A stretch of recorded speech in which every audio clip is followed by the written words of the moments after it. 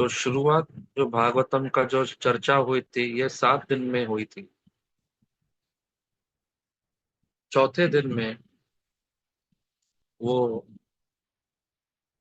अवतार भगवान कृष्ण का जो अवतरण हुआ उस विषय पे आए थे। परंतु जब वो भागवतम की चर्चा कर रहे थे नैमिषारण्य में,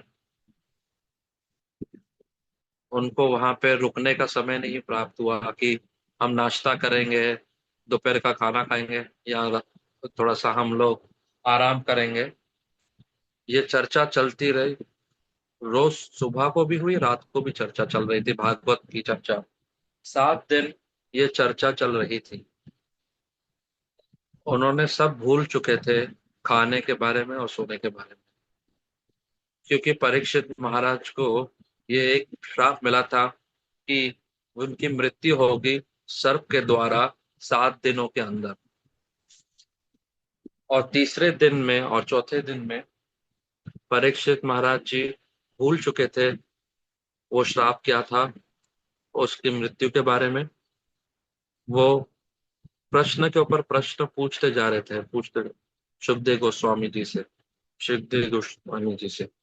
शुक महाराज जो थे वो भागवतम में बताते हैं वास्तविकता, परीक्षित, जो आपके प्रश्न है ये जो विषय को बहुत रोमांचक करा रहे हैं, क्योंकि आप इतने सारे प्रश्न पूछ रहे हैं भागवतम के बारे में। मैं बहुत इसका आनंद ले रहा हूँ इनका लीला बताने में, भगवान की व्याख्यान करने। तो जब अवतरण हुआ भगवान कृष्ण का, परीक्षित महाराज प्रश्न पूछना शुरू किए। नहीं नहीं, आपने वो 7वें वर्ष के बारे में बताया, छठे वर्ष के बारे में नहीं बताया, 5वें वर्ष में क्या हुआ। तो इस प्रकार से वो बता रहे थे कि वो बार बार उनके ऊपर तीर चला रहे थे प्रश्न के। तो 10वां जो स्कंद है वो इतना बड़ा हो गया, इसके कारण 9 स्कंद खत्म हो चुके थे पूर्ण 4 दिन में। जो 10वां स्कंद था वो चलता गया, चलते 5वां दिन, 6वां दिन, 7वें दिन के दोपहर तक ये चलता गया 10वां स्कंद। तो जो भागवतम की ये व्याख्यान है, अगर आप देखेंगे भागवतम के जो 10वां स्कंद है वो कितना बड़ा है। उसमें 4000 श्लोका तकरीबन है, शायद मोर ज्यादा भी हो सकते हैं। जो भक्तों का जो इच्छा थी उसमें, और जो उनकी जो वो श्रीमद् भागवतम के बारे में बहुत रोमांचक बना दिया। वो कौन सा श्लोक है भगवत गीता में? तो परम दृष्टवा निवर्तते। रोज जो उसकी मधुरता थी भागवतम की वो बढ़ रही थी। देखिए, अगर एक बच्चे को एक शक्कर और नमक दिया जाएगा, वो शक्कर ही चुनेगा। दूसरे दिन अगर बच्चे को शक्कर और शक्कर की गोली देंगे तो वो शक्कर गोली लेंगे। तीसरे दिन बच्चे को अगर हम शक्कर दें और लड्डू दें तो बच्चा जो है वो लड्डू लेगा। चौथे दिन लड्डू, रसगुल्ला देंगे, वो रसगुल्ला लेगा। 5वें दिन अगर आप उसको रसगुल्ला और आइसक्रीम दीजिए, शायद वो आइसक्रीम की ओर जाएगा। रसो वर्जम रसो से परम दृष्टवा निवर्तते। दिन ब दिन वो मधुरता भागवतम की बढ़ रही थी।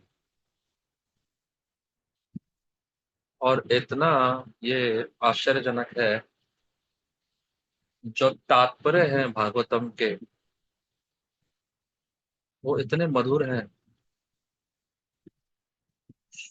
सुख मुखाद अमृत द्रव्य सब। तीसरे श्लोक में भागवतम के बताया गया है, निगम कल्पत्र गलितम फलम शुक मुखाद भागवतम समालयम।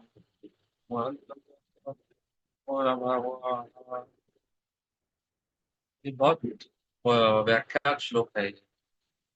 अगर आप चौथे श्लोक में देखेंगे, चौथे पंक्ति में रसिका का अर्थ है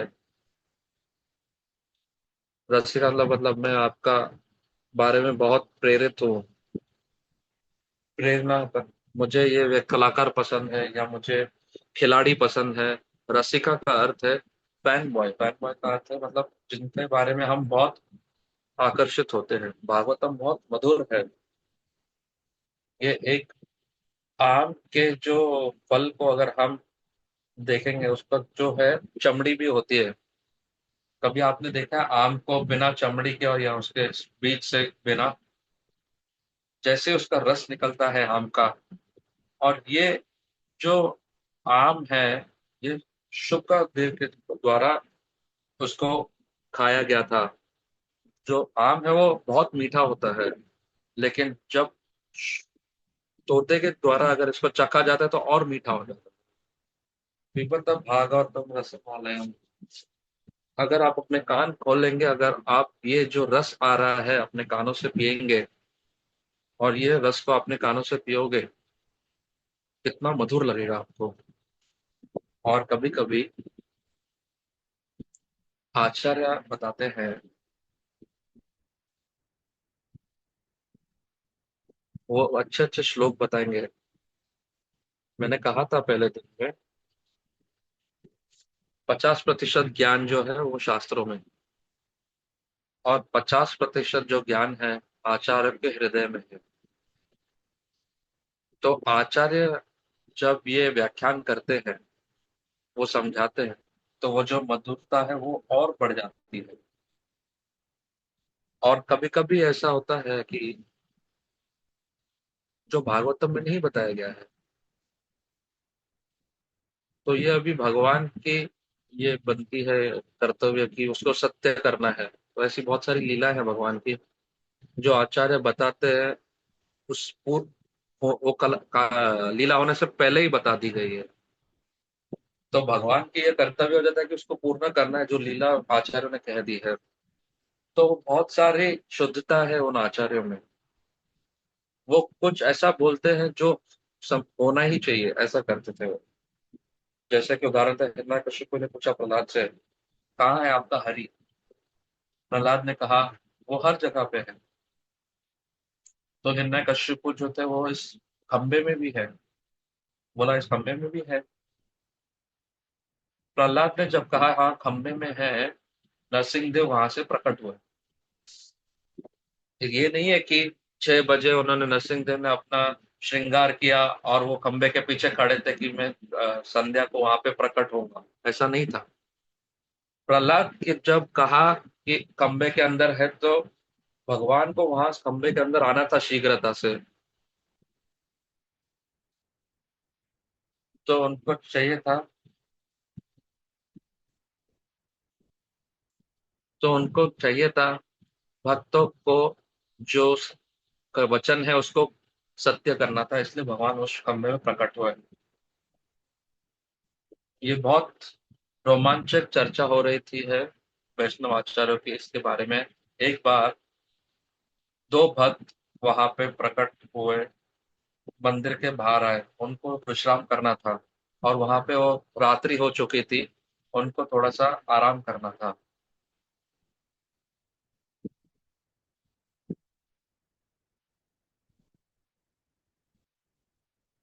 हरे कृष्णा। शायद यूट्यूब। तो उन्होंने वहां पे आराम के लिए उस मंदिर के बस में,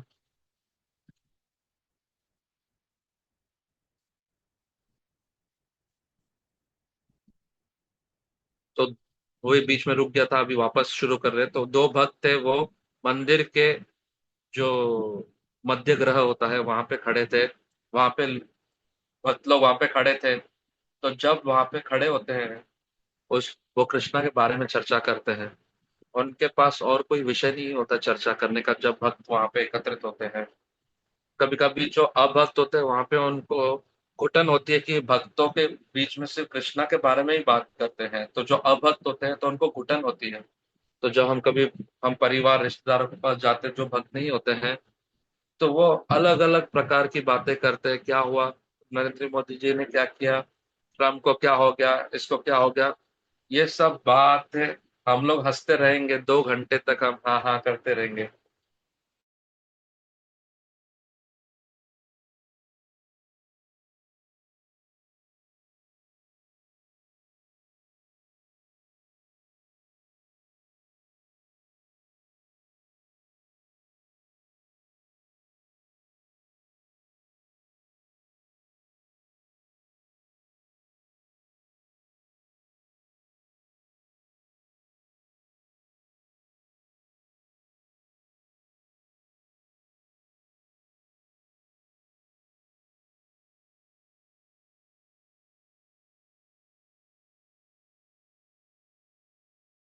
हरे कृष्णा प्रभु जी, आवाज नहीं आ रही।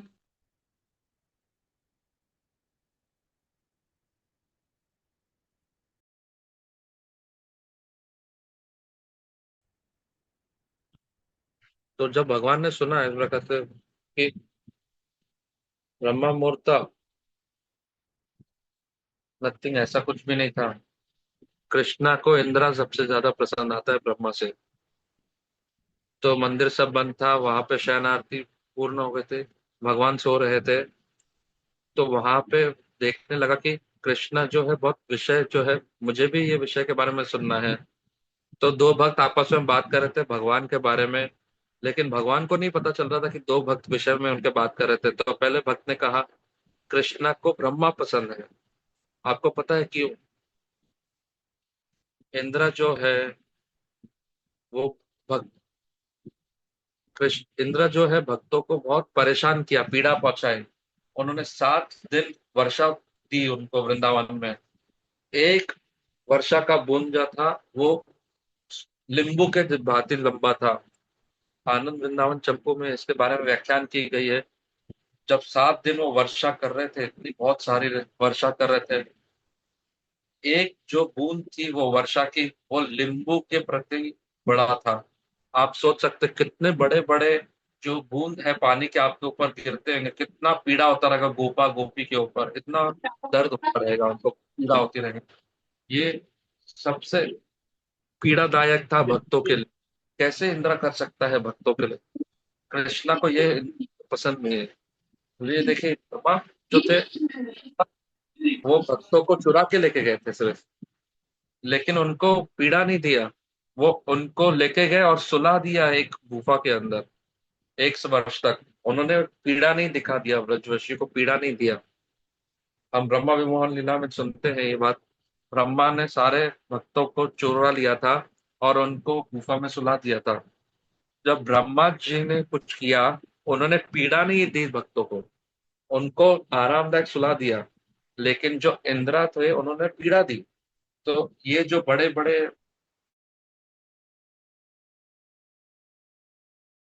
वर्षा की बूंद फेंकी, उन्होंने पीड़ा दे रहे थे,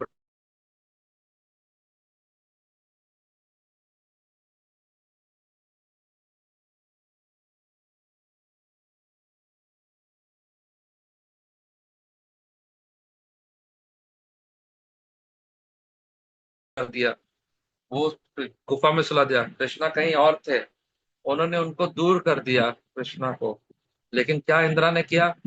वो वर्षा के कारण सारे भक्त एक साथ एकत्रित होकर एक ही गोवर्धन के नीचे आके और साथ में उनको दर्शन कर पा रहे थे। तो इंद्रा जो कृष्णा को लिए भक्तों को समीप लेके आए और ब्रह्मा ने दूर कर दिया, इसलिए इंद्रा ज्यादा अच्छे हैं। तो जब इस प्रकार से दो भक्त चर्चा कर रहे थे, कृष्णा इतना अद्भुत है कि ये दोनों, मुझे भी ये बातें पता नहीं थी, वो मेरे बारे में चर्चा कर रहे दोनों भक्त। तो कृष्णा इतना अच्छा मधुर लग रहा था कृष्णा को। तो जो लीला थी भगवान की, वो सुखदेव गोस्वामी के जैसे भागवतम से जब आती है, व्यासदेव, सुखदेव, शिला प्रभुपाद, ऐसे शुद्ध भक्तों के साथ आते, तो जो मधुरता है वो 100% ऊपर बढ़ जाती है, 100 दफा बढ़ जाती है। और जिस मधुरता को वो आनंद लेते हैं, वो जो संसार की पीड़ा है वो दूर हो जाती है। तो इसीलिए आज हम श्लोका नंबर 4 कैंटो 9, चौथे स्कंद के 9वें अध्याय के 13 श्लोक में जाएंगे। चौथे स्कंद के 9वें अध्याय के 30वें श्लोक में जाएंगे। शयनक तुज सर्ष्ट देवदेत्या तद्भिः परिचितं सदसद्विषयणं रूपं स्थापितम् अजते महात् अनित्यम् नातं महात्मा।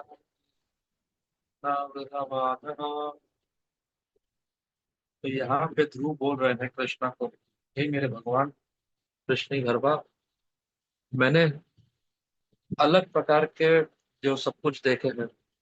मैंने जानवर देखे हैं, पेड़ देखे हैं, अलग अलग रेंगते हुए प्राणी देखे हैं, अलग अलग प्रकार के प्रकृति देखी है, जीवात्मा देखी है, मनुष्य देखे, सबसे सुंदर मनुष्य देखे, विद्याधरों को देखा है मैंने।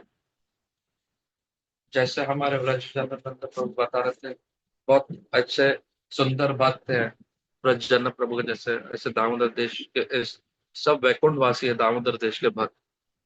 तो ध्रुवा बोल रहे हैं, मैंने इतने अच्छे सुंदर व्यक्ति देख रहे, विद्याधर को देखा, किम पुरुष किम नर, सबको देखा है मैंने।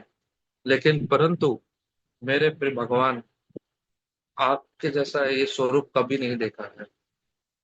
ये- क्योंकि परम पुरुषोत्तम भगवान जो है वो मेरे सामने ध्रुवा के सामने खड़े थे, और वो हंस रहे थे। उनके हाथ में एक शंख था, और वो अपने हाथ में जो शंख लिया, और उनके हाथ में पद्म कमल थे, गदा थे, सुदर्शन चक्र था, और वो बड़ी आंखें उनकी मस्त एकदम कौशल जैसे, और वो हंस रहे थे, कौस्तुभ थे उनके समक्ष। और ध्रुवा बिक चुके थे उनको देख के। उन्होंने कहा कि ऐसा रूप मैंने कभी जीवन में नहीं देखा। ये जो रूप है इतना सुंदर है संसार का। और जब तात्पर्य हम पढ़ सुनते हैं, आचार्य बताते हैं, जो रूप है श्याम सुंदर का, वो जो रूप, वो सबसे उत्तम श्रेणी का जो है वह रूप है भगवान का, सच्चिदानंद स्वरूप का। अर्जुना ने विराट रूप देखा।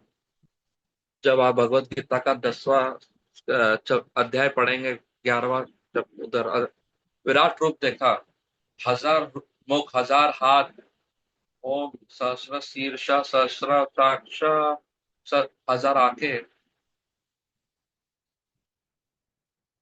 गुलाम, 1000 हाथ, 1000 सर, 1000 आंखें, 1000 उनके पैर, 1000।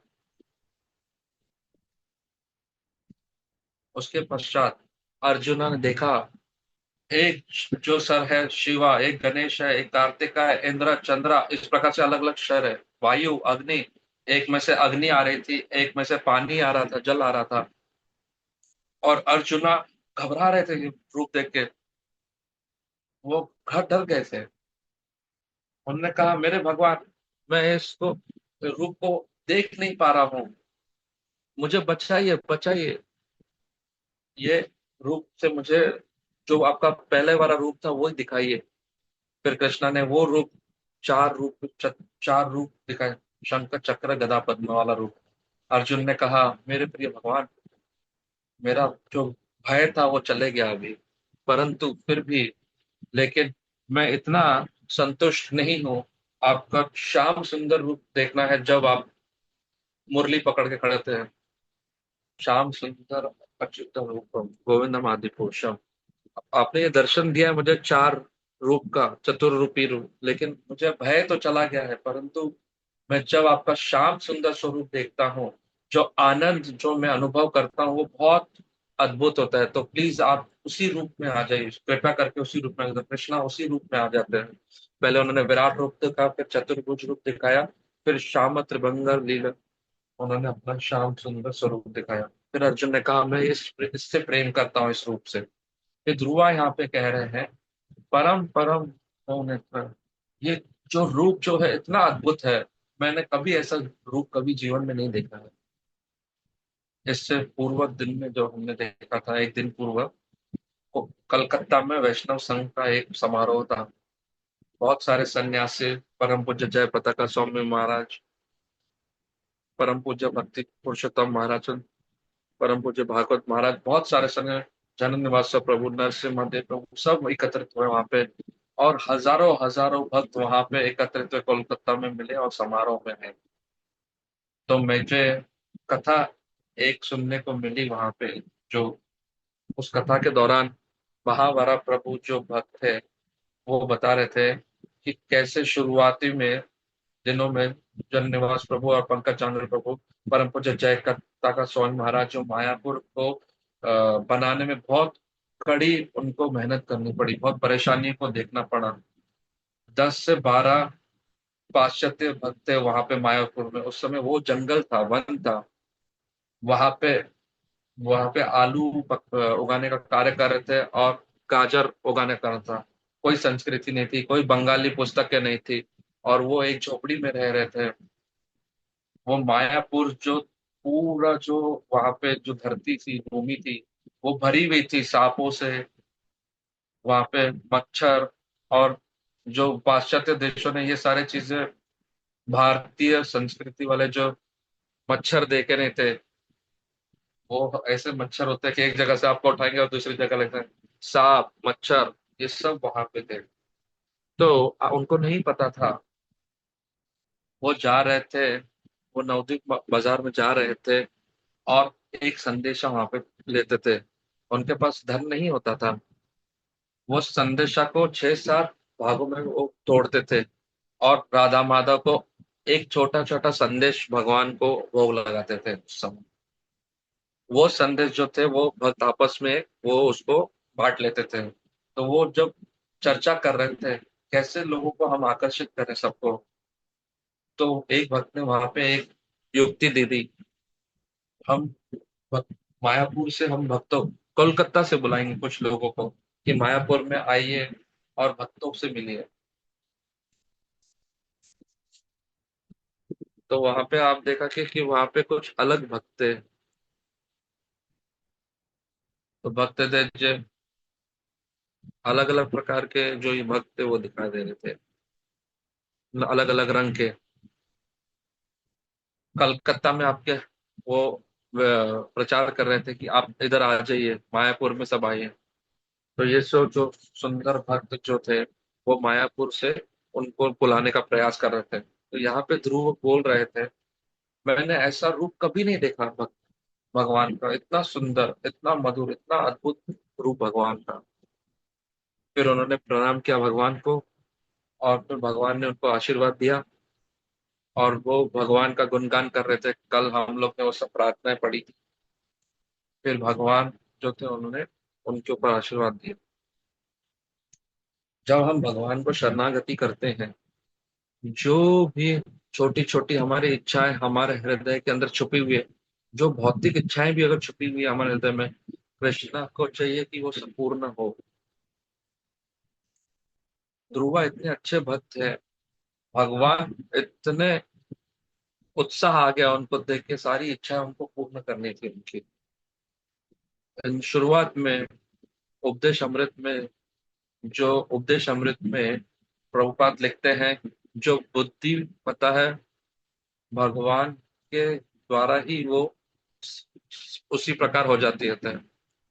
भगवान की जो बुद्धि से वो मिल जाती है।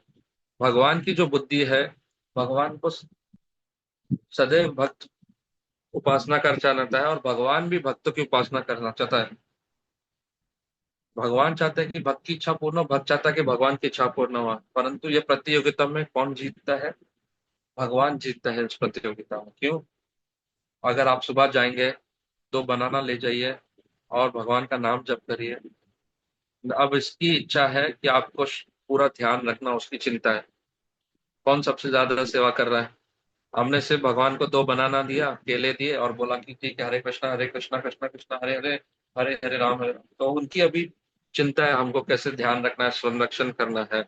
तो इस प्रतियोगिता में भगवान जीते, हम तो उससे थोड़ा सेवा करते हैं, भगवान पूरा दिन हमारी रक्षण करते हैं। तो इसीलिए कृष्ण गरबा को सारी इच्छा पूर्णी करनी थी ध्रुवा की। ध्रुवा जो थे वो जंगल में आ गए थे, उनको भगवान से मिलना था ताकि उसकी इच्छा पूर्ण हो। उनको सबसे बड़ा राजा बनना था संसार का। वो अपने मनु से भी ऊपर बनना था राजा को। तो भगवान ने कहा उनसे, मैं ध्रुवा आपको एक ग्रह दूंगा। ये ध्रुवा ग्रह जो है बहुत विशेष ग्रह है ये। अगर आप चर्चा करेंगे, अभी तत्व का थोड़ा सा अभी बहुत है। अभी हम लोग भौतिक जगत हम सबको पता है। हम उस भौतिक जगत के अंदर हैं, जहाँ पे लाखों लाखों गर्भोदक्षाएं विष्णु है इस भौतिक जगत में।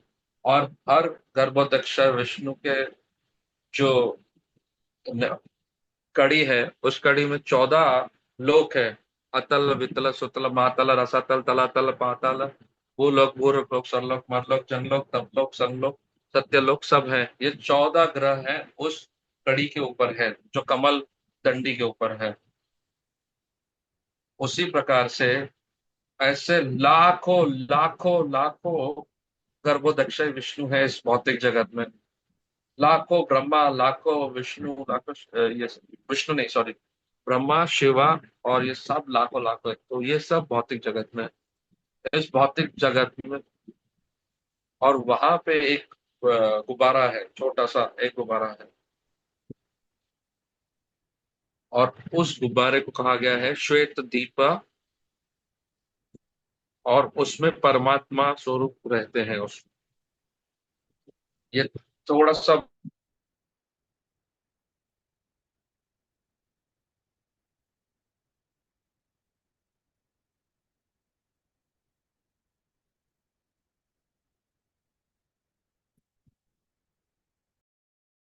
विष्णु जी रहते हैं।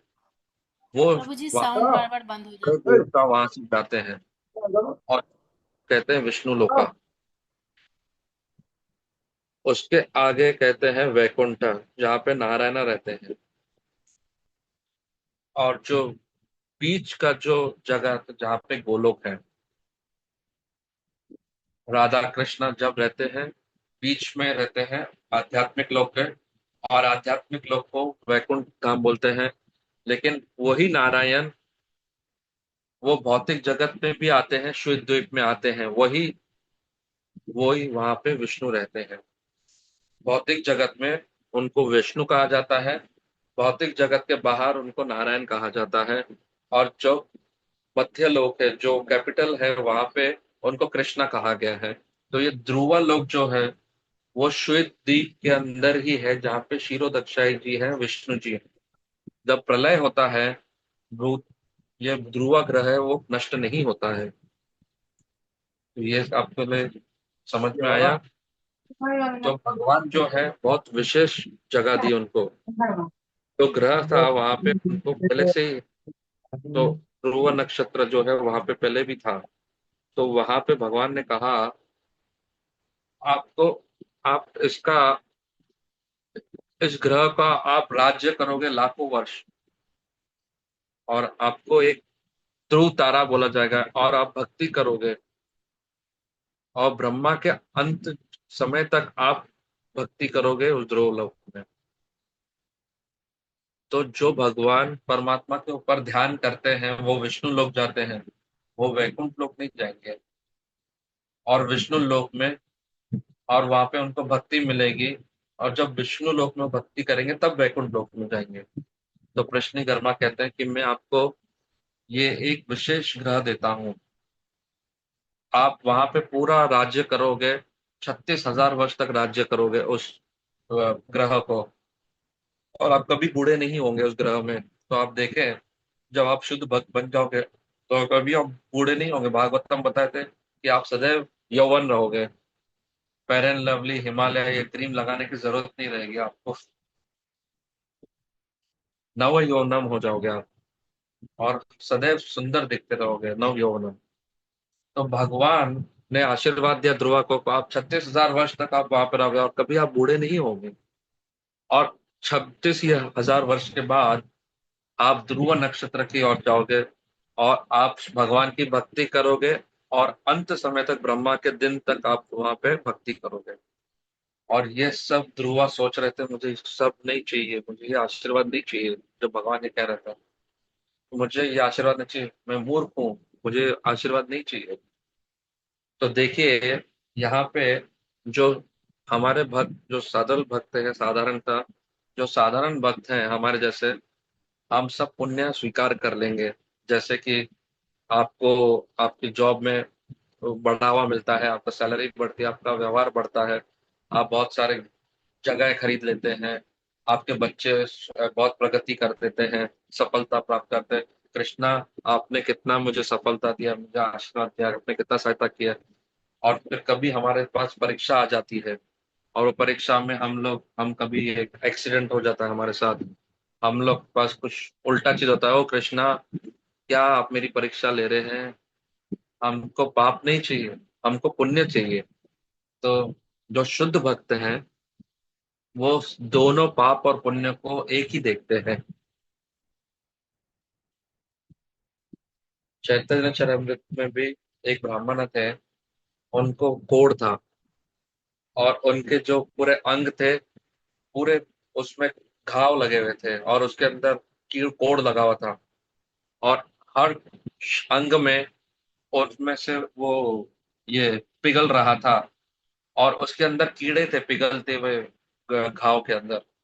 और जब वो चलते थे, तो वो जो जो कीड़े थे वो उनके घाव से नीचे गिरते थे, जो वो पिघलता हुआ उनका घाव था। तो ये जो ब्राह्मण थे, वो घाव को उठाते थे, वापस उस घाव में लगा देते थे, क्योंकि मेरा शरीर ये जो है, उसका कोई प्रयोग नहीं करना है, लेकिन ये प्रयोग करना चाहिए भगवान पे। हम सोच भी नहीं सकते इस प्रकार से। वो बोलते हैं कि ये वो कीड़े को वो शरीर प्रयोग करने के लिए है, तो वो ये नहीं देख रहे थे कि घाव उनके लिए बहुत खराब है, वो उसको देख रहे थे कि नहीं, वो चप्पल भोगा नहीं था। और एक और ऐसा कथा हुई थी, वासुदेव विप्र जो थे, उन्होंने वो सारे कीड़े तो घाव में वापस डाल देते, जैसे कुंती महारानी को। मुझे कष्ट दीजिए कुंती महारानी,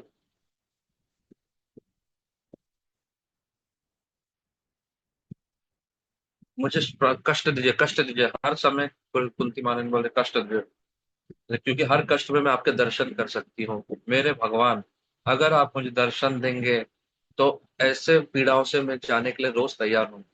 परंतु ये पीड़ा नहीं, विपदा नहीं है। विपदा मतलब एक्सीडेंट, विपदा का अर्थ है एक्सीडेंट। पीड़ा, पद, विपदा, विपदा। तो मुझे विपदा दीजिए। तो रूप गोस्वामी और सनातन गोस्वामी बता रहे थे, वो मंत्री बन के नवाब शाह के, रूप गोस्वामी के पिताश्री आए वहां पे, और उनने नदी में चले गए और बोला कि मेरे जो पुत्र है वो बद्ध हो चुके हैं। वो ऐसे व्यक्ति के नीचे कार्य कर रहे हैं, मेरे बद्ध हो चुके पुत्र। रूप गोस्वामी और सनातन गोस्वामी के, आप सोचिए कि आपके जो प्राइम मिनिस्टर हो जाएंगे बेटे, तो आप सोचेंगे कि आपका बेटा, ये कृष्णा की कृपा है, और वो पीड़ा में, मतलब वो मांस खा रहे हैं, ये कर रहे हैं। तो जो भक्त होते हैं, वो सकारात्मक और नकारात्मक को एक ही समझते हैं। लेकिन हम जो भक्त हैं, साधारण भक्त, वो देखते हैं परीक्षा में, अच्छा होता है तो अच्छा लगता है, बुरा होता है तो हम लोग उसको स्वीकार नहीं करते। तो ध्रुव जो थे, जब उनको 36,000 वर्ष का ये उनको दिया ग्रह, तो वो कुछ उसके लिए इच्छा नहीं कर रहे थे। उसके ऊपर भगवान ने क्या किया, 23वें श्लोक में बताते हैं वो। तो अभी यहाँ पे मैप दिखाएंगे।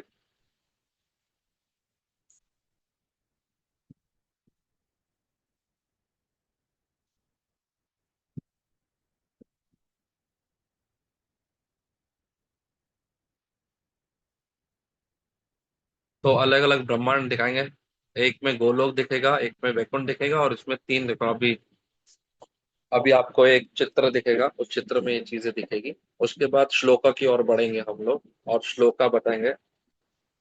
दूसरे और तीसरे दिन मैंने कहा था, ये चित्र आ गया। इसके बाद आपको एक श्लोक आएगा, जब सुनीति सुरुचि ने जब उनका अपमान किया था ध्रुव का, तो त्वद् भ्रातरि उत्तम नष्टे प्रजा तुंदन मनः अन्वेषन्ति वनम मता तवाग्निं स प्रवक्ष्यति। तो ये श्लोक अभी आएगा। तो भगवान ने ध्रुव से कहा, मैं आपको पहले ही कुछ बताना चाहता हूँ। आपका जो आपका जो भाई है, वो जंगल में उसकी मृत्यु हो जाएगी, और उत्तमा की जो माता है, वो जंगल की आग में उसकी मृत्यु होगी। क्यों भगवान को चाहिए था इस ध्रुवा को बताना, ये क्यों चाहिए था पहले से? भगवान उनको शांत रह सकते थे, क्यों भगवान ने ध्रुव को बताया, पहले ही क्यों बता दिया उनको, जब होने से पहले क्यों बताया?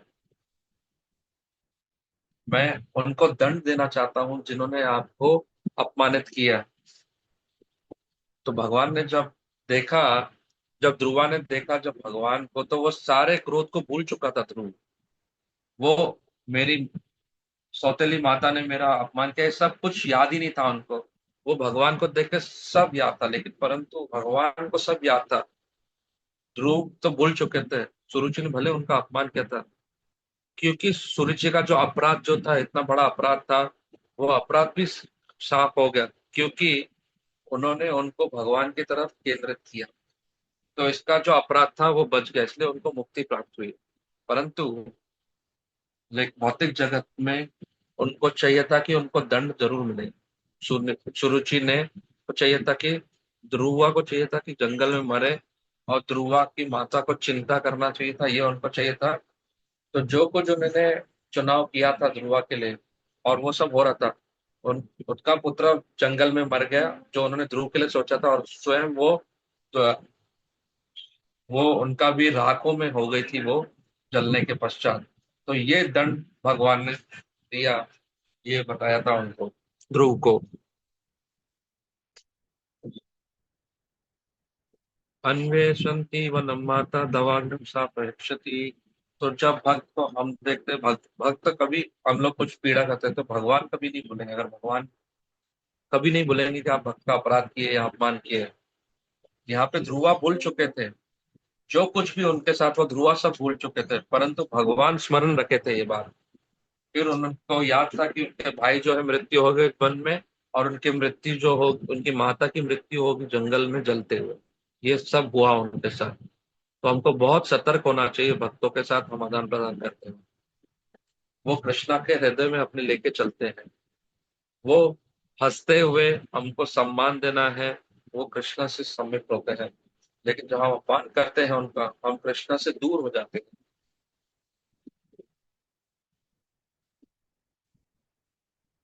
उसके बाद श्लोका नंबर 24 पे आएंगे।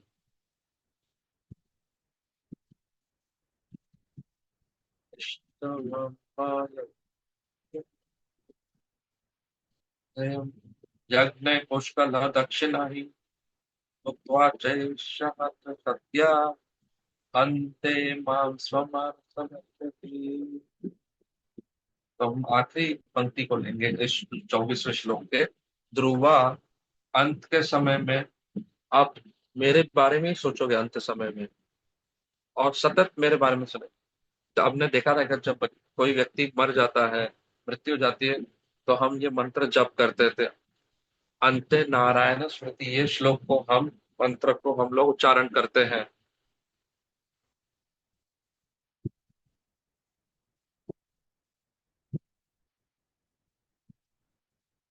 नारायण इति समर्पयामि, ये मंत्र हम लोग उच्चारण करते हैं।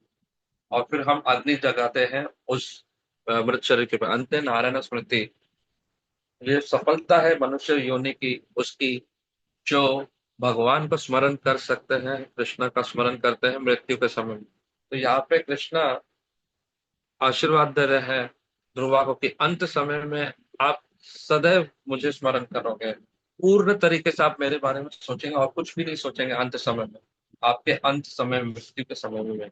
उसके पश्चात 25वें श्लोक में जब हम जाते हैं,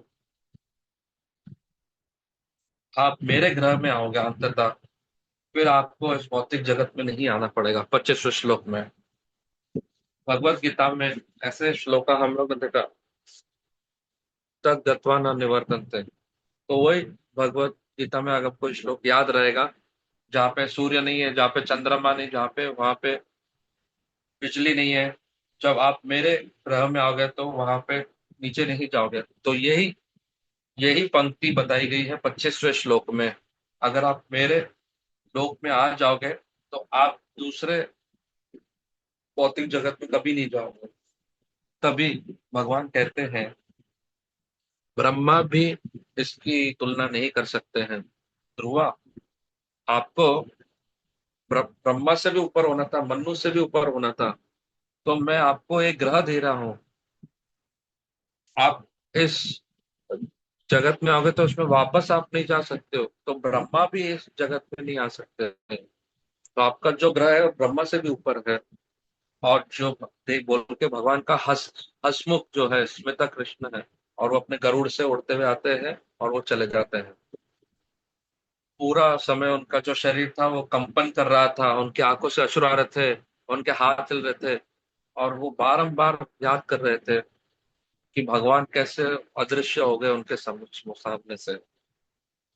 तो प्रश्न आप सबकी तरफ यह आता है कि ध्रुवा खुश थे या नहीं। तो कोई चैट बॉक्स में टाइप कर सकते हो कि ध्रुवा खुश थे या नहीं। तो किसी ने लिखा है नहीं, क्योंकि ध्रुव खुश नहीं थे। वो अपने ऊपर ये वो अपने ऊपर लांछन लगा रहे थे कि किस प्रकार का व्यक्ति हूं मैं, मेरे कारण मेरा भाई उत्तमा मरना होगा, मृत्यु होगी, मेरी सौतेली माँ की भी मृत्यु हो जाएगी मेरे कारण। और अंततः मुझे क्या प्राप्त हुआ, एक मेरे को राज्य प्राप्त हो गया, इतना बड़ा राज्य प्राप्त हो गया, कैसा पापी व्यक्ति मैं हूँ। ध्रुव महाराज सोच रहे हैं ऐसा। तो ध्रुवा जो है वो ऐसे पीड़ादायक स्थिति में थे। तो ऐसे 6 श्लोक है, 27 श्लोक चौथे स्कंद के 9वें अध्याय के 27 से लेके 36 श्लोक तक है। तो मैं भक्तों से कहूंगा कि ये कुछ उच्चारण करें इन श्लोकों का कुछ समय तक। 27 से 27 से 36 श्लोक तक। हरे कृष्ण। हरे कृष्ण। मुकुंदानंद प्रभु इस श्लोक का उच्चारण करेंगे।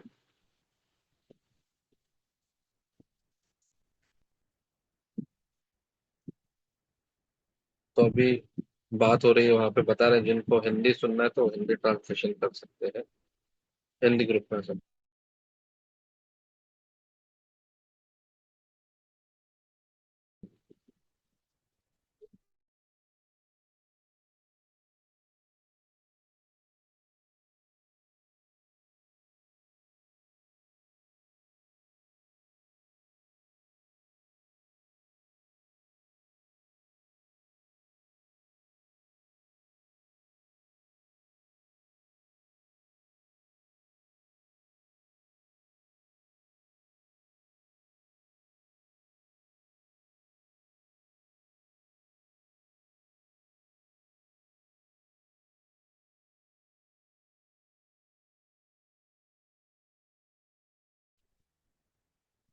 तो अभी प्रभु जी 27 श्लोक से 36 श्लोक तक वो करेंगे। मैत्र वाच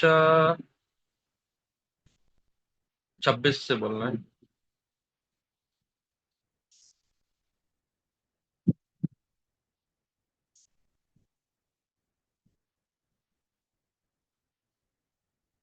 तो अपि संकल्प जब विष्णु पद सेवोपसततम प्राप्य संकल्प निर्वाणम न पितृतो अभ्यगत पुराण।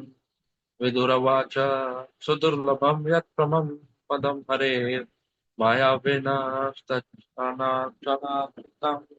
लब्ध्यापि असिद्धतम इवैक जन्म कथम सौमात्मनः।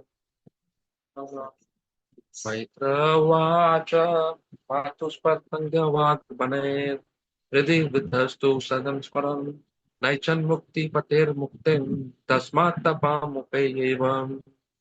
ध्रुवाच समाधिना नैकभवेन यत्पदम् विदुषनन्दनसोऽधवं प्रत्युषः मशैरहं सद्भिरमुष्य पादयोश्छायामुपगतः।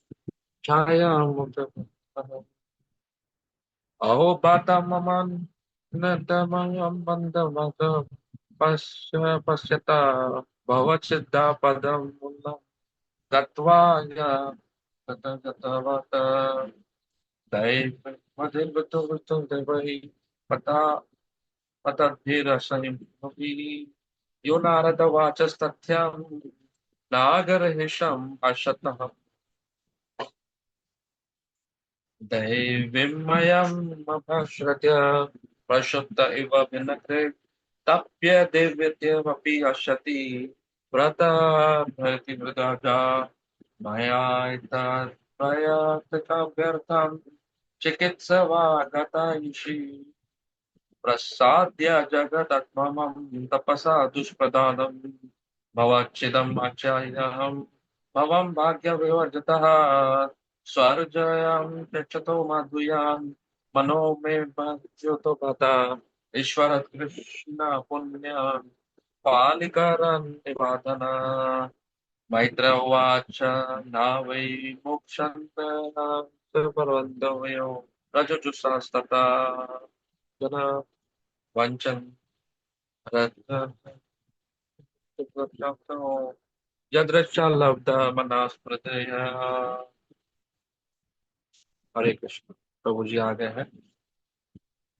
हरे कृष्णा। मुकुंद प्रभु बहुत बहुत धन्यवाद। तो ये ध्रुव का ये पीड़ा थी। 8-9 श्लोका में उन्होंने पहला श्लोक जो था 28वां श्लोक जो था, विदुर बोल रहे थे कि मैत्रेय मुनि से पूछ रहे हैं ऐसा क्यों हो रहा है। वो उनको विदुर पूछ रहे हैं सुदुर्लभ यत् परम पदम हरेर माया विनाशतम लाभदवापि असिद्धार्थम इविका जन्मना कथम स्वम आत्मनम अमन्यंत अर्थवित। ऐसा लग रहा था कुछ कष्टदायक था जो एक मनुष्य ऐसा नहीं कर सकता कि जो ध्रुवा को प्राप्त हो गया 6 महीनों में, किसको भगवान प्राप्त हो जाएंगे 6 महीने में। ऐसा बहुत कठिन है, ऐसा हो नहीं सकता। बड़े बड़े ऋषि भी नहीं प्राप्त कर पाए, परंतु ये छोटा बालक सुदुर्लभम, ये बहुत कठिन है, जटिल है कि भगवान के पद्म कमल को देखना। भगवान के पद कमल बहुत जो है वो बहुत विशेष है। साधारण पुरुष नहीं देख सकते हैं, लोग नहीं देख सकते हैं, परंतु ये छोटा बालक भगवान को देख सकते हैं, परम पुरुषोत्तम को 6 महीने के अंदर। कैसे वो फिर दुखी हो सकते हैं, क्यों दुखी है वो, क्यों उनको दुख हो रहा है उनके हृदय में। तो देखिए आप, जो भगवान के पद कमल जो हैं वो बहुत बहुत कृपालु है भगवान से ज्यादा। तो इसलिए हम उनका दर्शन देखते हैं। पहले हम भगवान के चरणों का दर्शन करते हैं। भगवान का जो चरण है वो बहुत कृपालु है। एक यहाँ पे एक कथा आती है वृंदावन में। एक नाविक होता है। आपने यमुना देखा रहेगा उस समय में। यमुना जो थी वो हमेशा बड़ी हुई रहती थी। हमें यमुना जो हमेशा विरह में रहती थी कृष्ण के।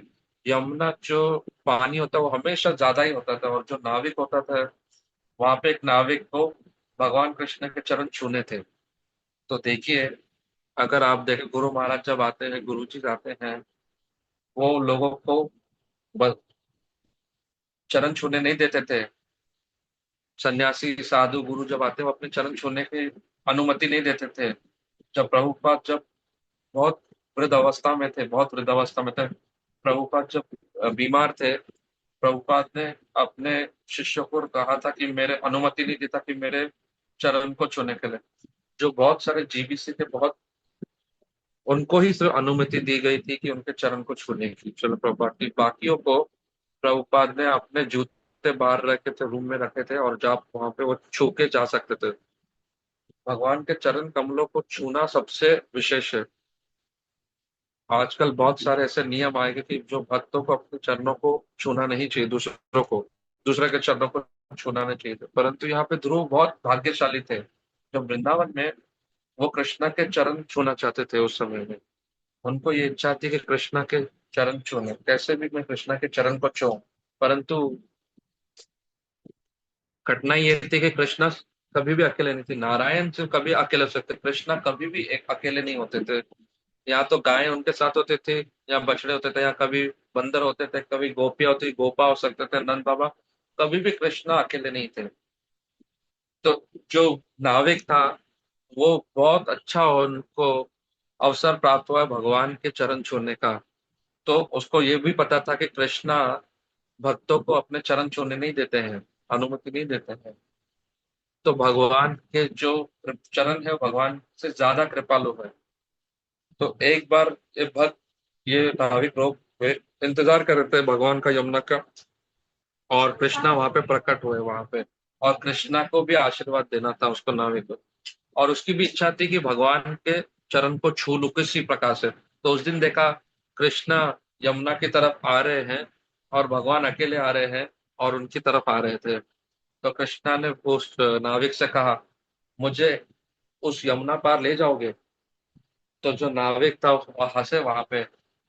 आप पूरे संसार के लोगों को आप भौतिक जगत से पार करा सकते हो, परंतु आपको ये जो यमुना को पार करने को आपको मेरी सहायता चाहिए। तो उन्होंने कहा, हाँ मुझे सहायता चाहिए, आपकी मुझे चाहिए सहायता चाहिए, आप मुझे पार कराइए। परंतु उन्होंने कहा कि आप बुरा मत माने, परंतु मुझे एक आपसे कुछ मैं आपके ऊपर विश्वास कर सकता हूँ पर आपके चरणों के ऊपर विश्वास नहीं कर सकता हूँ।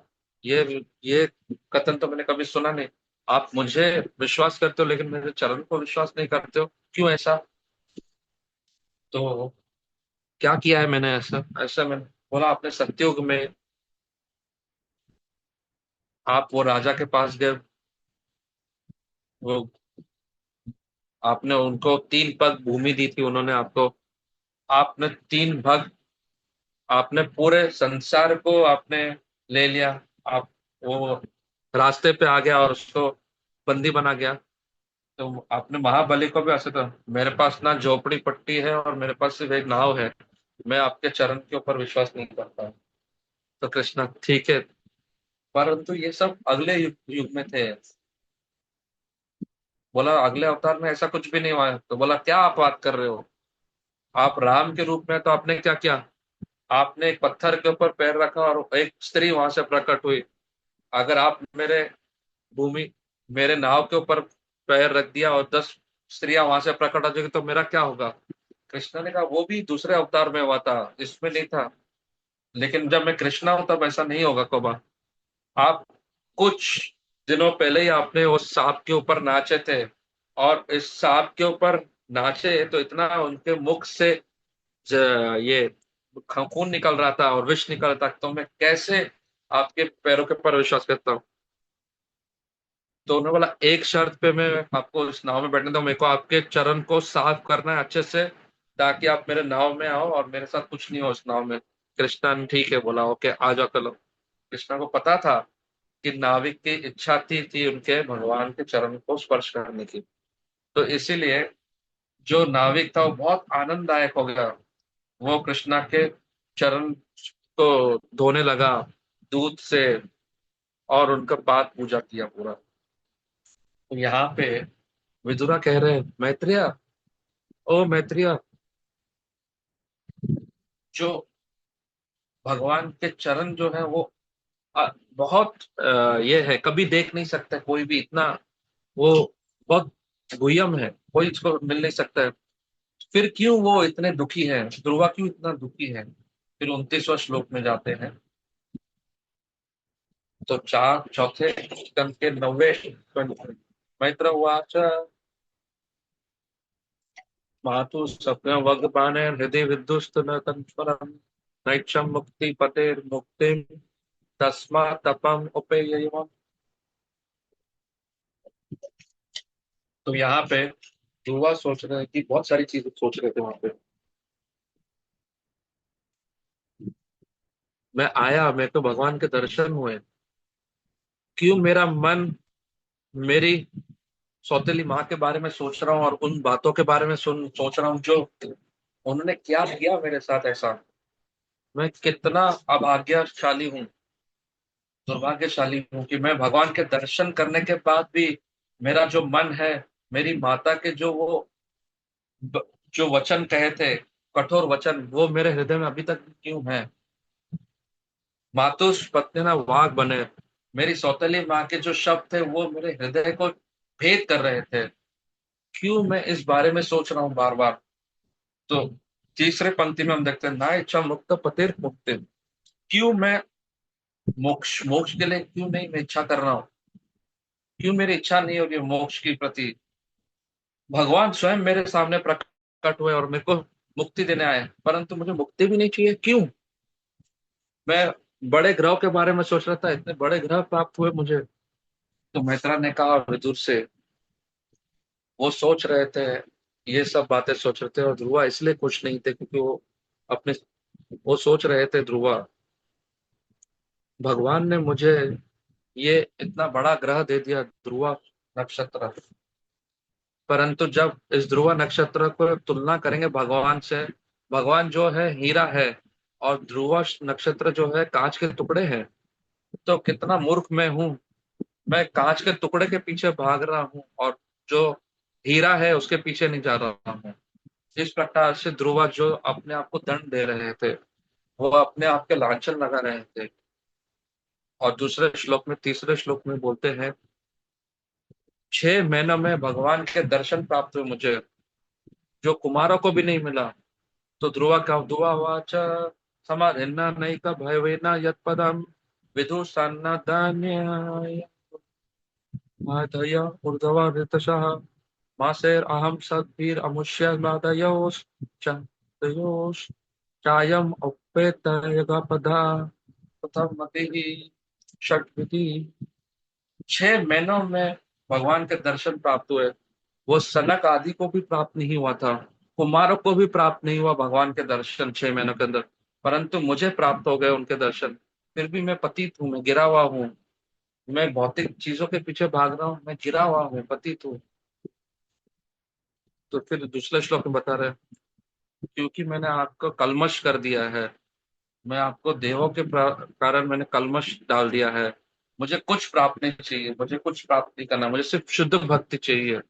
तो ये चैतन्य महाप्रभु की भी प्रार्थना है, आखिरी प्रार्थना है। चैतन्य महाप्रभु भी ऐसे प्रार्थना करते हैं, आप मुझे आलिंगन कर सकते हो प्रेम से, आप मुझे त्याग कर सकते हैं, मत प्राण नस्तु वना प्राहा, आप मेरे प्राणनाथ हो चैतन्य, और कुछ नहीं, मुझे कुछ नहीं चाहिए संसार का। तो आप भागवतम के 10वें स्कंद में देखते हैं, सुदामा जो है वो पूरा रास्ते पे पैदल गए।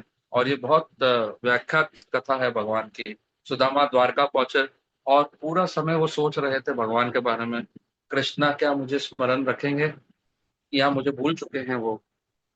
क्योंकि सुदामा और कृष्ण जो थे बहुत इतने घनिष्ठ मित्र हो गए थे, वो 64 दिन ही वो पाठशाला गए। इस बात के बारे में मैं जानता नहीं था। वो 12 वर्ष थे पाठशाला में, कॉलेज में, और बाद में वो कुछ भी नहीं है। हम सब ने बहुत पढ़ाई की रहेगी पाठशाला में, कॉलेज में, स्कूल में, कितने चीजें आपने सीखी थी, कोई ऐसी कला या पढ़ाई आपने प्रयोग किया है आज के इसमें, कॉस थीटा टेन थीटा, ये सब आप कुछ प्रयोग कर रहे हैं अभी? 80-90% तो जो हम पाठशाला में पढ़े उसका प्रयोग ही नहीं करते हैं। लेकिन कृष्णा से 64 दिन गए थे स्कूल में, पाठशाला में, और सिर्फ 64 दिन ही वहां पे थे। और उसके वो भी बहुत सारे वध करने के पश्चात वो पाठशाला गए। तो वो सुभाष प्रभु बोल रहे कि ये बच्चों को पढ़ाने के लिए बहुत अच्छी बात है ये। तो 64 दिन में कृष्ण ने, वहां पे बलराम कृष्ण सुदामा बहुत घनिष्ठ मित्र हो गए। तो वो वन में जाते थे, वो सोना रिवर में जाते थे, ऐसे अलग अलग जगह पे जाते थे साथ में। फिर सुदामा जब गए वहां पे, सुदामा जो थे बड़े सुंदर ब्राह्मण थे, वो अपना जीवन भिक्षा से चलाते थे। और उनका एक नियम होता था, 5 घर ही मैं जाऊंगा और 5 घर में भिक्षा मांगूंगा, और उस 5 घर में जो भिक्षा लूंगा मैं, जो कुछ मुझे प्राप्त होगा वो कृष्णा ने मुझे आशीर्वाद के रूप में दिया हुआ है। अगर मुझे कुछ भी नहीं मिलेगा 5 दिनों में, तो वो सब मेरे से दूर, मैं नहीं, वो मेरे लिए नहीं होगा। तो सुदामा से 5 घरों में जाते थे, दरिद्र ब्राह्मण थे, और फिर उनके पास 27 बच्चे थे, 27 बच्चे। और सबसे समय सुदामा हमेशा, ज्यादातर वो खाली हाथ ही आते थे। वो अच्छे भिक्षुक नहीं थे, वो कभी कभी खाली आ जाते थे, ज्यादातर खाली आ जाते थे, परंतु फिर भी वो संतुष्ट थे। वो कृष्णा का नाम जप करते थे और वो आ जाते थे, लौट आते थे। और जो पत्नी पूछती थी, प्रभु आपने कुछ खाया है, सुदामा वो झूठ बोलते थे। वो कहते थे, जब मैं आ रहा था एक पूजा थी ब्राह्मण के घर में, मैंने वहां पे प्रसाद खाया। वो झूठ बोलते थे। वो अपनी पत्नी से पूछते, भगवती आपने कुछ खाया है? तो वो कहती थी, मेरे पड़ोसी ने मुझे खाना दिया। वो भी झूठ बोलती थी। वो दोनों एक दूसरे से झूठ बोलते थे। 27 बच्चे जो है वो भूखे थे। उन्होंने कुछ भी नहीं खाए, कितने दिनों तक नहीं खाया था। जो बड़े वाला जो आलिंगन करता छोटे को, और छोटा दूसरे को आलिंगन करता, और वो रोते थे कि हमको भूख लगी है, भूख लगी है। तो माता ये जो पीड़ा को सहन नहीं कर पा रही थी, तो एक दिन दिवाली थी, पूरा गांव हर बच्चे ने अच्छे रेशम के कपड़े पहने पहने थे, और मीठा मिष्ठान बांट रहे थे, खेल रहे थे सब।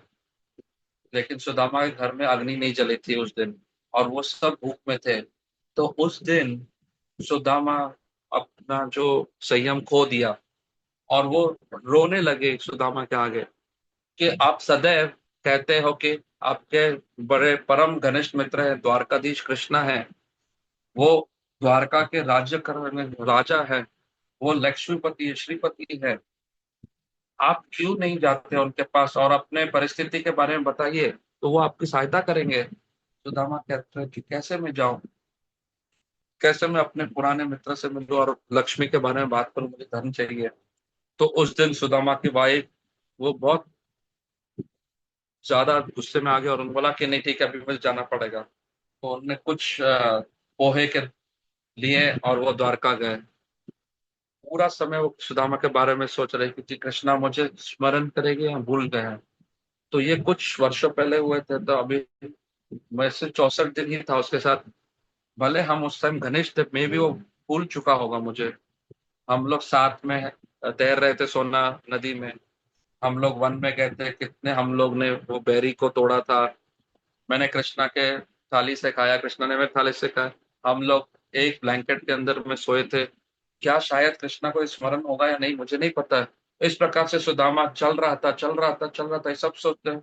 और वो वहां पे द्वारका पहुंच गए। द्वारका पहुंचने के बाद सुदामा ने देखा, जो जो महल थे वो स्वर्ण के थे, डायमंड, रूबी, ये सब आभूषण से बने हुए थे। वो इतना सुंदर थे, वो ऐश्वर्य देख के वो अचंभित हो गए। उन्होंने पूछा कृष्ण का महल कहाँ है। उन्होंने उनको बहुत अलग स्वरूप से देखा और बोला कि ऐसा पटा हुआ कपड़े से, और ऐसे उनकी आंखें अंदर थी, ऐसे देखे उनको। जो द्वारकावासी थे बोल रहे थे कि ये जो सबसे बड़ा महल देख रहे हैं वो कृष्णा का है। तो वहां पे जो सिपाही थे उन्होंने उसको रोका, सुदामा को। फिर सुदामा ने कहा, दरिद्र ब्राह्मण जो है, वो कृष्णा का जो बचपन में का मैं मित्र हूँ, कृष्णा का सिपाही ने कि आप कृष्णा को कही मैं सुदामा आया हूँ। तो दो जो सिपाही थे वो अंदर गए हैं, द्वारपाल थे वो अंदर गए, और कृष्णा के साथ वो ये खेल रहे थे, और वो खेल रहे थे, और उनके वस्त्र सही से नहीं थे, वो ऐसे ही बैठे हुए थे। अखंड नायक जो थे भगवान, 14 लोकों के स्वामी, सारे देवों के भगवान, और जो चल अचल हैं, जो सारे इस प्रकार से उन्होंने कृष्णा को बोला, एक दरिद्र ब्राह्मण आपके द्वार पे आए हैं। उन्होंने कहा कि अपना नाम बता रहे हैं सुदामा। कृष्णा ने जब ये बात सुदामा शब्द सुना, कृष्णा उस जगह पे बैठे थे, वो खेल रहे थे रुक्मणी के साथ। उनके पास ना मुकुट था, अंग वस्त्र ना था, उनके पास वस्त्र नहीं थे, और वो सीधा अपने हाथ ऊपर उठे खिले और वो भागे चिल्लाते हुए, और वो भागे, वो द्वार तक भागे। और अंग वस्त्र ना था, किरीटा नहीं था, आभरण ना था, ना भूषण था, ना कुछ था। वो भागे, सुदामा की तरफ भागे, और चिल्ला रहे थे। और जो राजा चल रहे थे, तो रानियां भी भाग रही थी, सेवक भी उनके पीछे भाग रहे, सब भाग रहे थे जब भगवान कृष्ण भाग रहे थे। 100 के 100 लोग, काफी लोग भाग रहे हैं उनके पीछे। और सुदामा ने देखा ये सब पीछे क्यों भाग रहे हैं।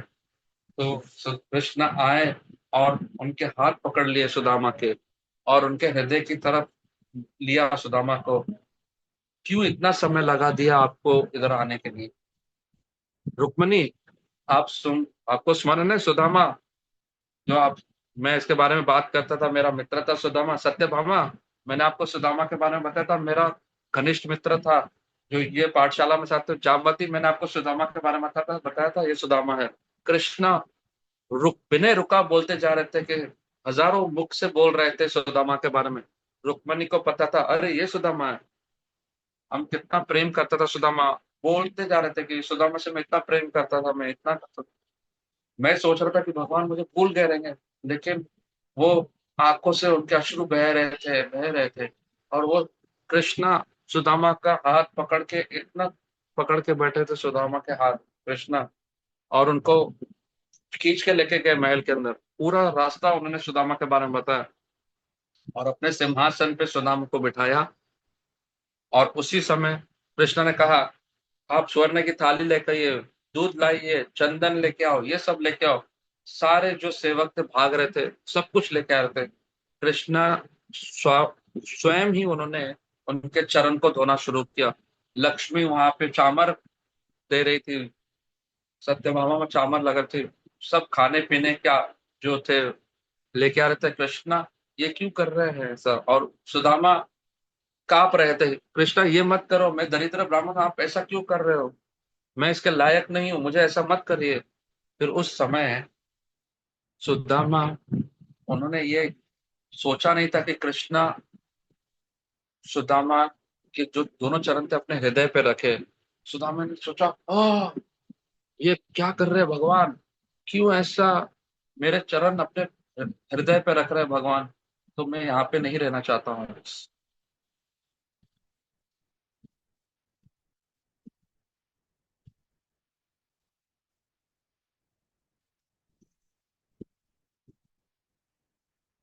आप पूरा रास्ता आए, कुछ लाया है आपने मेरे लिए? सुदामा को स्मरण आया कि पोहा स्मरण आया कि मैं पोहा लाया था। और उन्होंने महल देखा और रूबी सब आभूषण देख के, मेरे भगवान मैंने कुछ नहीं लाया, वो उनको बताना नहीं चाहते थे, क्योंकि सुदामा को ये लग रहा था, थोड़ा सा छोटापन लग रहा था कि कैसे मैं दिखाऊं सुदामा को। तो कृष्णा को पता था कि उसने छुपा के रखा है, तो कृष्णा ने उनके छीन लिया और अपने हाथ में खाना शुरू कर दिया। तो जब दूसरा खाना शुरू किया तो रुक्मिणी, रुको, बोलो रुको, आपने बहुत कुछ दे दिया इसको, अगर आप दूसरा बार खा लेंगे, मुझे आपका घर छोड़ के मेरे को उसके घर में जाके रहना पड़ेगा। सुदामा को पता ही नहीं था क्या हो रहा था वहां पे। वो कृष्णा को प्रेम में इतना भाव विभोर हो गया, वो अपने 27 बच्चों को भूल गया, अपने गरीबी को भूल गया, अपनी पत्नी को भूल गया। उसका हृदय जो था पूर्ण स्मृति में चले गया, जो पूर्ण कृष्णा के साथ थे। और वो जा रहे थे वापस अपने गांव में। मुझे भगवान को क्या देना था पर मैं दिया नहीं। उन्होंने लेकिन मुझे आलिंगन किया, उन्होंने कितना मेरे बारे में बात किया। वो मेरे बारे में बात करते गया, करते करते गया, और मेरे पैरों को भी धोया। और उन्होंने मेरे चरण को अपने हृदय पे भी रख दिया। मैं तो इतना पतित ब्राह्मण हूँ, और कृष्ण जो है वो लक्ष्मीपति है। हम ब्रह्म बंधुधर तपाप्यम, कहाँ कृष्ण श्री निकेतन। मैं ब्रह्म बंधु तो दरिद्र पापी पतित ब्राह्मण हूँ, और कृष्णा कौन है, लक्ष्मीपति है। फिर भी उन्होंने मुझे आलिंगन किया। इस प्रकार वो सोचते हुए अपने अश्रु में अपने घर जा रहे थे। तो जब वहां पे जो उनकी झोपड़ी थी वो अदृश्य हो चुकी थी, वहां पे जो उनकी पत्नी थी उन्होंने रेशम कपड़े पहने थे, तो उनको समझ में आ गया कि क्या भगवान ने किया। और उन्होंने पता है क्या प्रार्थना की, हे भगवान, ये जो ऐश्वर्य आपको भुला देगा, आपके चरणों को भुला देंगे, तो आपके चरण को भुला देंगे तो मुझे ऐश्वर्य नहीं चाहिए। अगर ये ऐश्वर्य आपको मुझे मुझे आपको भुला देंगे तो मुझे ये नहीं चाहिए।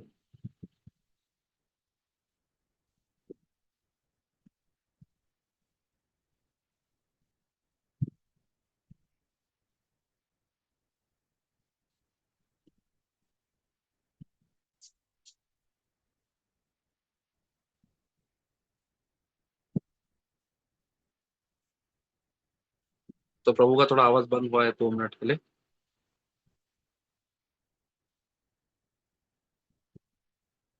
प्रभु कुछ तो, मेरा आवाज ठीक है, अभी साफ है? हाँ ठीक है। तो सुदामा ने प्रार्थना की, अगर ये ऐश्वर्य मुझे आपको विस्मृति करा देगा, आपके चरणों की विस्मृति करा देगा, तो मुझे ये नहीं चाहिए, तो मुझे ऐश्वर्य नहीं चाहिए। तो उसी भावना से ध्रुव प्रार्थना कर रहे हैं, मुझे भगवान प्राप्त हुए, और लेकिन मैं इन चीजों के पीछे भाग रहा हूँ। क्यों ऐसा कर रहा हूं मैं? क्योंकि देवताओं ने मेरा जो मन को कलमिश कर दिया हो, मेरे पाप पुराने कलमश के कारण हुआ है। मैं मेरे शत्रुओं के बारे में सोच रहा हूँ, मेरे भाइयों के बारे में सोच रहा हूँ, जो चौथे स्कंद के 9वें अध्याय का 33 श्लोक है। यहाँ माया के कारण मैं ये सब सोच रहा हूँ, भगवान को भूल चुक रहा हूँ। मेरा भाई जो है मेरा शत्रु है, मैं ये सोच रहा हूँ। देवी मयम उपासत्य पुरुषत्व भिन्नत्रे तप्य दिव्यत्यापि हसति भता भत भी अंधा। मैं मेरे भाई को सोच रहा हूँ कि मेरा शत्रु है, मेरी माता को मेरे शत्रु मान रहा हूँ। मैं माया के ही अधीन हो चुका हूँ। ध्रुवा सोच रहे कि ऐसा कैसे हो सकता है। तो तात्पर्य में चलो प्रभुपाद बताते हैं, आचार्य बताते हैं, कोई लोग होते हैं दुर्भाग्यशाली होते हैं, क्योंकि वो कृष्णा का स्मरण नहीं करते। हम लोगों को कृष्णा के बारे में बताते हैं, जाते हैं, प्रचार करते हैं, सब लोग स्वीकार नहीं करते हैं कृष्णा को। ऐसे दुर्भाग्यशाली लोग होते हैं। और जो भक्त भक्त जो होता है वो सदैव सोचता रहता है, कैसे मैं दूं, कैसे मैं कृष्णा को दूं प्रसाद, कृष्ण प्रसाद भगवान कैसे दे सकूं। ऐसा प्रचारक का भाव होता है, कैसे मैं प्रचार करूं, कैसे मुझे कृष्णा देना है सबको। तो यहाँ पे ध्रुवा सोच रहे हैं, मैं कितना दुर्भाग्यशाली हूँ, मैं माया में हूँ। तो आप देखेंगे सदैव ऐसा होता है। लोग कहते हैं कि करना बहुत महान है, करना बहुत महान है, करना के पास कितने अच्छे गुण हैं। लोग कहें वो बहुत दानी है, वो सत्यवादी है, परंतु कृष्णा 2 बार गए वहां पे। करना आप बहुत गलत जगह पे, आप वो गलत जगह छोड़ दीजिए, परंतु कर्ण ने उनको नहीं छोड़ा, उनके उनकी बात नहीं सुनी, कृष्ण की बात, और उन्होंने नहीं छोड़ा दुर्योधनों को। कृष्ण ने बहुत महत्व उसने महत्वपूर्णता दी दुर्योधन को, कृष्ण से ज्यादा महत्वपूर्णता दी कर्ण को। तो इसलिए मैंने पहले दिन भी कहा था कि हमारे जीवन में बहुत सारी चुनौती, बहुत सारी परीक्षा होगी हमारे जीवन में। कभी भी कृष्णा को और भक्तों का संग नहीं छोड़ना है, कभी नहीं छोड़ना है। जब श्लोक नंबर 34, मैतत प्रत्यरम व्यर्थम चिकित्सेव गतयुषी प्रसादाय जगत आत्मना तपस्सा दुष्प्रसादनम भावचित्तम अयच्छेयाहम मम पापतीर्थम ततः।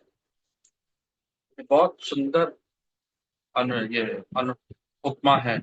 ये ऐसा है कि एक शरीर, मृत शरीर को सजाना, अगर कृष्णा नहीं है और मुझे पूरा राज्य मिल जाएगा, धन प्राप्त हो जाएगा, शक्ति प्राप्त हो जाएगी, इस इसका कोई, इस मृत शरीर को क्या हमको प्राप्त करके फायदा, सजाने का क्या फायदा। अगर मुझे कृष्णा नहीं मिला और ये सब प्राप्त हो जाएगा, तो इसको मृत शरीर को सजाने जैसा हो गया। अगर कोई व्यक्ति मर जाता है, मृत हो जाता है, तो उसका शरीर को सजाते हैं। मैंने देखा है कई जगह पे ऐसा होता है। वो उनको बिठाते हैं कुर्सी के ऊपर, पालकी में बिठाते हैं उनको, सन ग्लासेस भी पहनाते हैं उनको, ऐसे अलग अलग प्रकार के चश्मे पहनाए जाते हैं उनको, अलग अलग प्रकार से सजाते हैं। तो ध्रुवा यहाँ पे पूछ रहे, उस मृत शरीर को श्रृंगार करना का क्या फायदा, ये मूर्खता है ऐसे मृत शरीर को श्रृंगार करना। ये मूर्खता है कि ऐसे मृत शरीर को श्रृंगार करना। तो मुझे कृष्णा जब नहीं है, मुझे सब कुछ है इस संसार का, अगर कृष्णा सिर्फ नहीं है मेरे जीवन में, तो ये उस प्रकार है जैसे मृत शरीर को सजाना। 35वां श्लोक, 35वां श्लोक लेंगे। स्वराज्यम यच्छतो मदन मनो में भिक्षितो बता ईश्वरच्चेन पुण्येन बालिकागन विवाधना। ये जो शब्द है यहाँ पे, स्वराज्यम बहुत महत्वपूर्ण है। पूर्ण स्वतंत्रता। जब हम भक्त बन जाएंगे तो वो स्वतंत्रता है, इस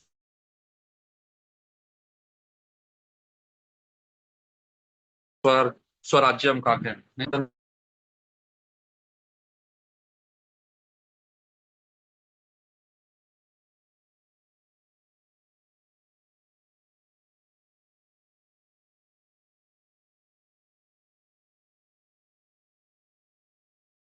जब प्रभुपाद भक्ति सिद्धांत सर ठाकुर जी से मिलने गए थे पहली बार, भक्ति सिद्धांत सर ठाकुर जी ने कहा, पूरी कथा 40 मिनट दिए थे चैतन्य महाप्रभु और उनके आंदोलन के बारे में।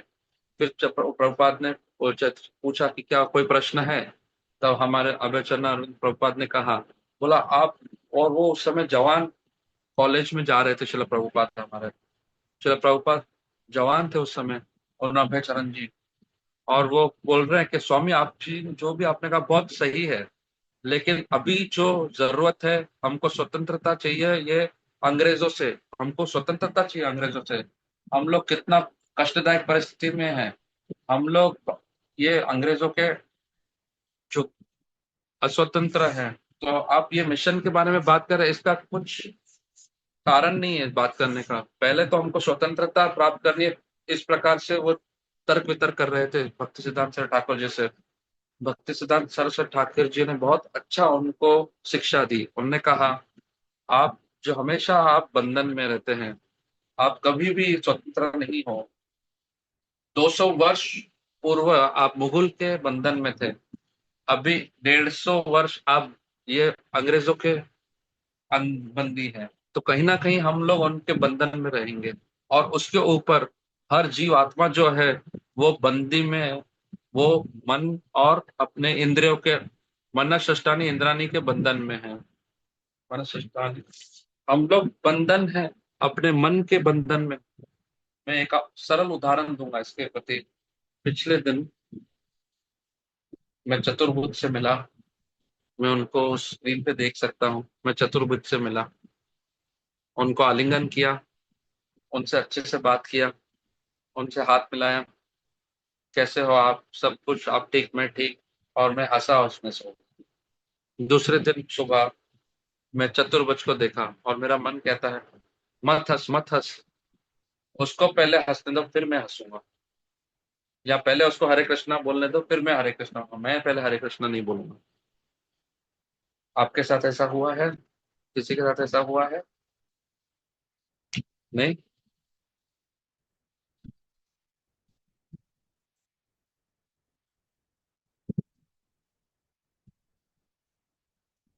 परंतु ये कर्मियों के बीच में होता है। कुछ भक्त ने कहा हाँ उनके साथ हुआ है, पहले उसको हंसने दो फिर मैं हंसूंगा, पहले वो मेरे को बोलेंगे फिर मैं उनको बोलूंगा।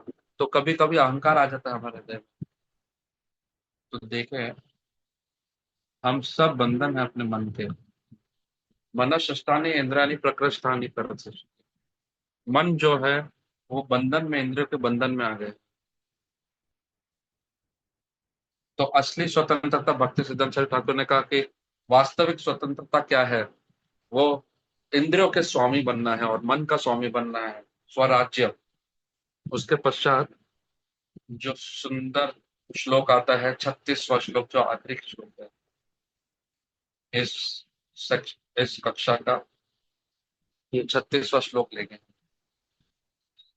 मैत्रवाच न वै मोक्षस्य परवर्तयो राजो जुषास्तथा भवादृशजनाः वञ्चान्ति तदस्य मृतेऽर्थं मनो यत्र श्रेया लब्धा मना स्मृता। मुकुंदस्त भगवान चंद्रयु, जो शुद्ध भक्त हैं,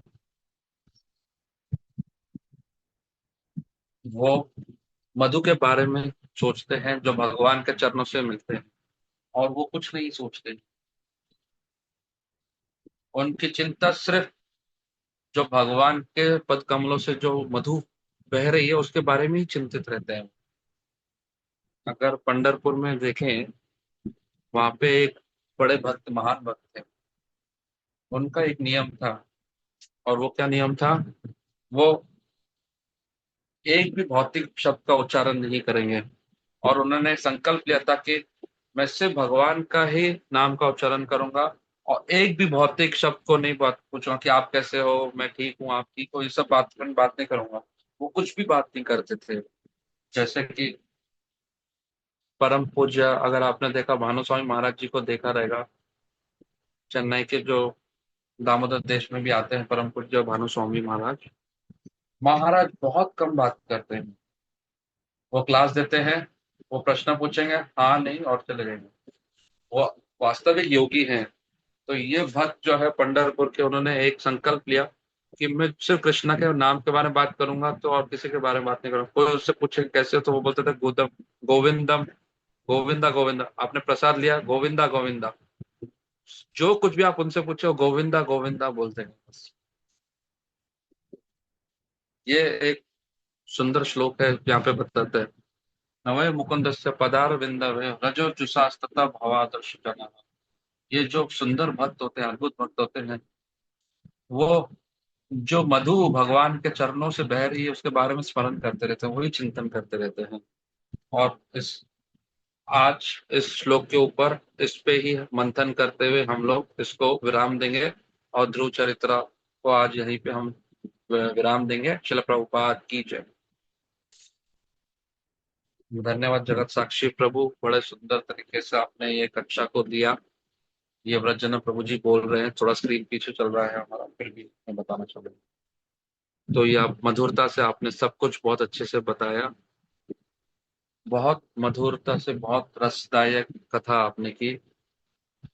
जैसे आपने कहा कि प्रश्न उत्तर हम लेंगे 8 से 8:15 के बीच में, और फिर उसके जगजीव जगन्नाथ प्रभु जी आएंगे, उनको आमंत्रित करेंगे और हमको ये प्रश्न उत्तर के बारे में बताइए, और इस प्रश्न उत्तरी के बारे में बताइए। अगर उन भक्तों को नहीं पता तो ये प्रश्न उत्तरी रोज होती है, और प्रभु जी अभी बताएंगे कैसे ये प्रश्न उत्तरी होते हैं। और इसके बाद आपको कुछ पुरस्कार भी प्राप्त होंगे। जगजीवन प्रभु जी, हरे कृष्णा।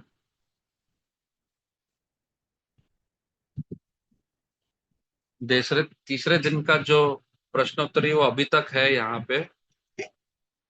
100 से ज्यादा भक्तों ने इसमें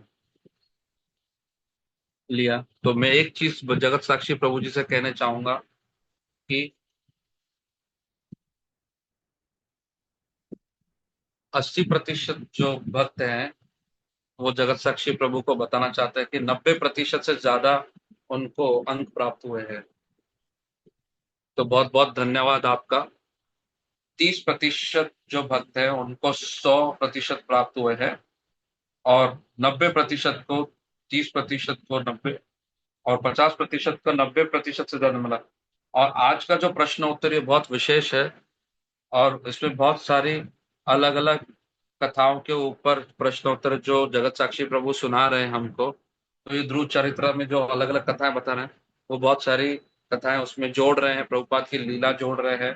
तो आप उस प्रश्नोत्तरी को आप पढ़िए और करिए, करिए और करिए। मैं 3 बार बता रहा हूँ, क्योंकि आपके हृदय में ये बात आ जाएगी कि जो भी शिक्षा हमने सीखी है वो प्रश्नोत्तरी से आप, और मैं जो वरिष्ठ वैष्णव है उनसे भी प्रार्थना करूंगा कि आप सब भी ये 18 मार्च तक ये चलता रहेगा, तो आप कर सकते हैं जब भी आपको समय प्राप्त होता प्रकट।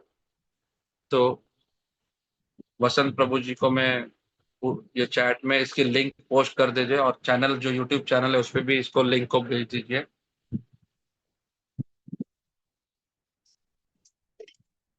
तो यूट्यूब चैनल पे भी हमको आज का जो प्रश्नोत्तरी बहुत विशेष है, तो आप सब उसको करिए प्लीज।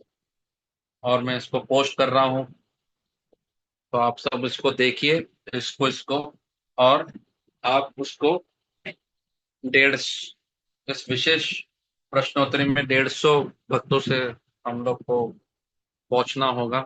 बहुत इसमें शिक्षाएं प्राप्त होगी प्रश्नोत्तरी में, अगर आपको इसको ये धन संभाल के रखना है तो आप इस प्रश्नोत्तरी को करिए आप। तो बहुत बहुत धन्यवाद प्रभुपाद, आपका धन्यवाद, आपने हमको ये अवसर दिया। तो आप सब भक्तों को मैं 80% जो भक्त है उनको मैं बहुत अच्छी बात है कि आपको प्राप्त हो रहे हैं अंक 80%। तो मैं बहुत आभार प्रकट करता हूँ आप सभी भक्तों के प्रति। तो पहला सबसे महत्वपूर्ण है, सब भक्त होंगे और वही महत्वपूर्ण है। और सब इसमें आप लोग को आ, आपके बारे में कुछ उल्टा नहीं सोचा जाएगा कि आप प्रश्नोत्तर में कम प्राप्त हुआ, कम अंक।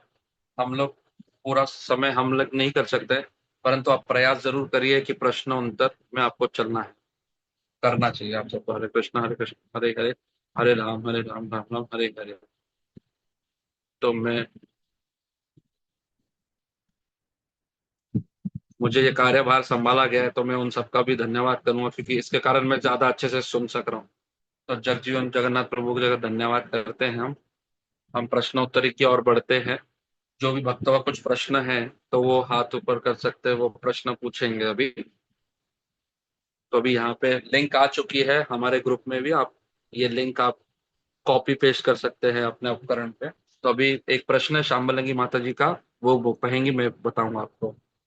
हरे कृष्णा। मेरा प्रणाम स्वीकार करिए, शिला प्रभुपाद की जय। मेरा दो प्रश्न है। पंढरपुर में वो कौन से भक्त थे जो गोविंदा गोविंदा बात करते थे, उनका नाम स्मरण है आपको? तो प्रभु बता रहे उनका नाम था गंगादास पंडित। दूसरा प्रश्न मेरा ये है कि जब आपने कहा कि हम स्वराज्यम असली हमारी स्वतंत्रता क्या है, मेरी समझ के अनुसार मैं हमारी जो स्वतंत्रता है, हम लोग तो भगवान के ऊपर आश्रित है। पहले हम सोचते थे कि मैं स्वतंत्रता हूँ, परंतु अभी हमें लगता है कि हम भगवान के ऊपर आश्रित हैं और यही हमारी स्वतंत्रता है। क्या है, मुझे इसको आप व्याख्यान करेंगे? जैसे कि आपने कहा, तो उन्होंने कहा, आपने जो कहा वो सही है। भगवान के ऊपर आश्रित होना ही वास्तविक स्वतंत्रता है, और भगवान हमारे परम मित्र है, और भगवान जो है वो समझते हैं हमको। लेकिन अगर हम भक्त नहीं हैं, अगर हम इंद्रियों के वश में हैं, हम अपनी इच्छाओं के वश में हैं, हम बंधन में हैं माया के, मन के, तो असली स्वतंत्रता है भगवान के ऊपर आश्रित होना, यही स्वतंत्रता है। बहुत बहुत धन्यवाद।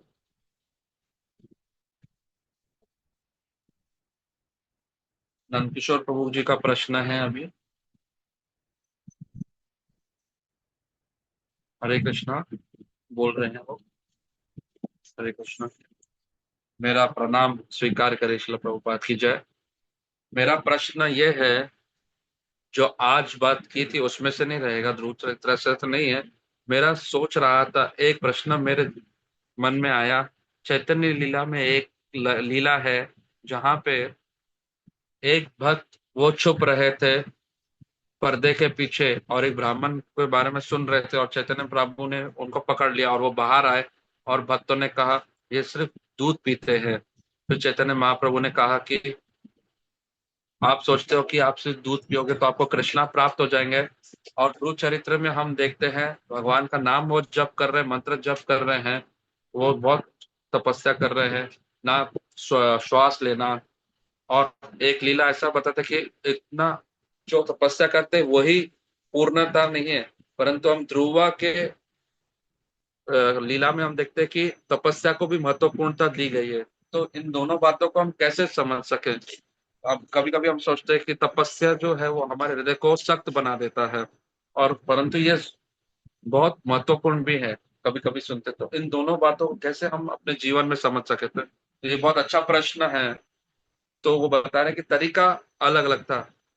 ध्रुवा जी ने अष्टांग योग का प्रयोग किया था उस समय में, और उस समय में उस युग में अ- योग अष्टांग योग ऐसे अलग अलग तरीके उस तपस्या की महत्वपूर्णता थी उस समय में। परंतु अभी हम भक्ति का पालन कर रहे, प्रयोग कर रहे हैं।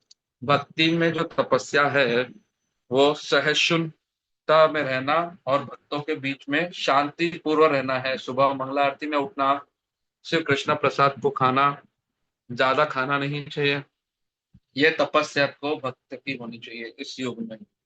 तो हम लोग को उस प्रकार की तपस्या नहीं करनी है जो ध्रुव महाराज ने की, और ये वो हम नहीं कर सकते हैं। तो भक्ति की जो तपस्या, जल्दी उठना, ये सरल है। प्रसाद खाना, ज्यादा नहीं खाना, ये अगर हम लोग को शास्त्र में बताया गया है कलयुग। प्रभु जी ये आपको संतुष्टता प्राप्त किए, उन्हें समर्थ, अपने समर्थ। तो एक और चैट में प्रश्न है, मैं प्रश्नों को पढ़ सकता हूँ प्रभु, अगर आपको चाहिए तो। हरे कृष्णा, प्रणाम प्रभु जी। सुदामा अपने पूर्व जन्म में कौन थे? तो वो बोले, प्रभु मुझे नहीं पता है। ब्रज जनक, प्रभु आपको पता है सुदामा अपने प्रीवियस पूर्ण जन्म में थे? तो वो बोल रहे मुझे भी नहीं पता है। बोला, प्रभु बोल रहे मुझे अभी नहीं पता, पर मैं देख के बताऊंगा। तो उसके बाद और एक प्रश्न आया है, जो द्वारका में जो व्यक्ति इतने धनी थे, तो क्यों सुदामा वे दरिद्र थे? ये दरिद्रता नहीं थी, वो बोल रहे हैं प्रभु जी। वो ब्राह्मण जो थे वो संतुष्ट थे। वो सिर्फ 5 घर में जाते थे भिक्षा लेने के लिए, और पूरा समय भगवान का नाम जप करते थे, शास्त्रों का अध्ययन करते थे। वो सदैव भगवान के ऊपर आश्रित थे। तो ब्राह्मण का मतलब है, ब्राह्मण का अर्थ है कि वो आत्माराम होने चाहिए और सहिष्णु होते हैं। और तो अपने शरीर को स्वस्थ रखने के लिए थोड़ा ही खाने जाते थे। अगर कोई ब्राह्मण को कुछ कार्य करना है, धन एकत्रित करना है, वो बहुत सारा धन एकत्रित कर सकते हैं, क्योंकि उनके पास बुद्धि होती है, बहुत होशियार होते हैं। परंतु उनको विनम्रता पूर्वक जीवन व्यतीत करना होता है। तो आधा घंटा और 45 मिनट वो भिक्षा मांगते हैं। अगर उनको कुछ प्राप्त होता है, बहुत कृष्णा ने मुझे दिया है, वो संतुष्ट होते थे। अगर मेरा भाग्य नहीं होगा तो आज मुझे नहीं मिला, कृष्णा ने आज मुझे नहीं दिया, और वो खुशी से वापस आते और अपना जप करते थे। तो ये दरिद्रता वो चुनाव करते हैं स्वयं। वो उनको, जो अभी दरिद्रता हम देखते हैं, उससे हम लोग उसकी तुलना नहीं कर सकते। धन्यवाद प्रभु जी। अभय नेताजी प्रभु जी का एक प्रश्न है। वो बोल रहे हैं कि बहुत अच्छा आपने क्लास बताया, कैसे हम अपराध को बचा सकते हैं, और कैसे हम लोग दूसरों में दोष नहीं देखें। तो ये अंतरंगा से हमको इसके ऊपर इंजीनियरिंग करनी होगी, प्रभु बता रहे हैं। इसमें सरल तरीका यह है, जो आचार्य और वैगौड़े वैष्णव आचार्य इसका तरीका बताते हैं। अगर आप किसी भक्त को आप पीड़ा पहुंचाते हो, दुख देते हो, तो आप अपना खाना मत खाओ और उनसे क्षमा जाके मांगे। तो यह तपस्या आप करें। तो आप एक तपस्या करके, मैंने इस भक्त का अपराध किया है, मैं आज दोपहर का खाना नहीं खाऊंगा। ये लेकिन आपको पूरे संसार को नहीं बताना, ये मेरी तपस्या है, मैं आज खाना नहीं खाऊंगा, ये अपराध नहीं करना, ये जाके लोगों को घोषणा नहीं करनी है। सिर्फ अपने मन में रख के आप लंच नहीं करिए, खाना नहीं खाइए दोपहर का, और अपने मन को इस प्रकार से, ये एक सरल तरीका है जो गोस्वामी जी ने हमको दिया है, जो अपने जीवन में हम ले सकते हैं अगर किसी का अपराध करते हैं। और भजन बंधु बोल रहे हैं, अगर हम ऐसी तपस्या करेंगे तो हम पतले भी हो जाएंगे। एक और प्रश्न है, अगर समय का अभाव ना हो तो मैं ब्रजलीला प्रभु का एक प्रश्न है। वो पूछ रहे हैं, हरे कृष्णा प्रभु जी, आपने कहा जो सारे गुरु जो है अपने चरण को छूने नहीं देते, इसके बारे में कुछ बताएंगे आप? इसका अर्थ नहीं कि मैंने सारे गुरुओं की बात नहीं की, कुछ गुरु ऐसा अनुमति नहीं देते हैं। हर गुरु के ऊपर ये निर्भर करता है। साधारणतः जो, अगर हम किसी के चरण छूते हैं तो वो कर्मा लेते हैं उस लोगों के। परंतु जब उनका स्वास्थ्य ठीक नहीं होता है, मेरा स्वयं का मैं अनुभव बताऊंगा। मैं भागवत सप्ताह जब भारत में दे रहा था, भारत में बहुत बड़ा पंडाल होता है, लाखों लोग आते हैं, हजारों लोग आते हैं, उसमें लोग आते हैं, वो भक्त नहीं होते, वो बस ऐसे साधारणता आते हैं। फिर 7 दिन के बाद आपको सुनते हैं, और सब आएंगे और आपके चरण को छुएंगे, वहां पे वो आपके चरण को छुएंगे। तो ये संस्कृति है वहां पे। मैं हर बार बीमार होता, सप्ताह का मैं बीमार हो जाता, सप्ताह का मैं बीमार हो जाता था। इस प्रकार, इस बहुत बार ऐसा हुआ मैं बीमार हो गया। तो एक बार मैं परम पूज्य जयप्रताप महाराज को मैंने एक ईमेल लिखी कि मेरे साथ हमेशा होती है सब तक। तो गुरु महाराज ने कहा कि आप लोगों के कर्मा ले रहे हो।